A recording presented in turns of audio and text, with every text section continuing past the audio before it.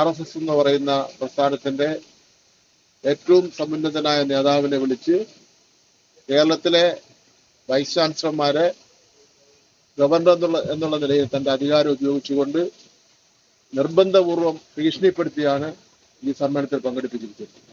Governor ഈ നിലയിലുള്ള കാര്യം പല രൂപത്തിൽ പെടുത്തുകയാണ്. എന്നിട്ട് ബഹുമാനപ്പെട്ട RSSന്റെ തലവന്റെ പ്രസംഗം വായിച്ചു നോക്കിയാൽ കുട്ടികളിലാണ് ഇതെല്ലാം ആദ്യമായി പഠിപ്പിക്കേണ്ടതെന്നുള്ളതാണ്. ഇതെല്ലാം എന്ന് പറഞ്ഞാൽ RSSന്റെ തത്വങ്ങളും RSSന്റെ പ്രവർത്തന ശൈലിയൊക്കെ തന്നെ പഠിപ്പിക്കേണ്ടത് കുട്ടികളിലാണ് എന്നുള്ള നിലയിലാണ് അദ്ദേഹത്തിന്റെ പ്രസംഗം പത്രങ്ങളിലൂടെ വായിച്ചപ്പോൾ മനസ്സിലായത്. ഈ RSSന്റെ പരിപാടിയിൽ പോകുന്ന വ്യക്തികളെയൊന്നും ആ സ്ഥാനത്തേക്ക് ഇരുത്തിക്കൊണ്ട് പോകേണ്ട ഒരു കാര്യവുമില്ല. അത് കേരളത്തിലെ ജനങ്ങൾ ആഗ്രഹിക്കുന്നില്ല. സർക്കാർ പ്രതിനിധിയാണെങ്കിലും സർക്കാർ പ്രതിനിധി സർക്കാർ പറഞ്ഞിട്ടാണോ പോയത്? അതാണ് ആദ്യം പരിശോധിക്കേണ്ടത്.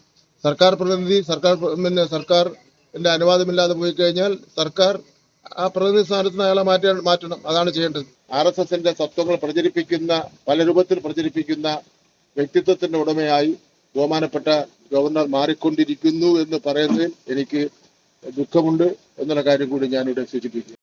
ഏറ്റവും പുതിയ വാർത്തകളും വിശേഷങ്ങളും വിരൽ തുമ്പിലറിയാൻ സീ മലയാളം ന്യൂസ് എല്ലാ ഡിജിറ്റൽ പ്ലാറ്റ്ഫോമുകളിലും ലഭ്യം.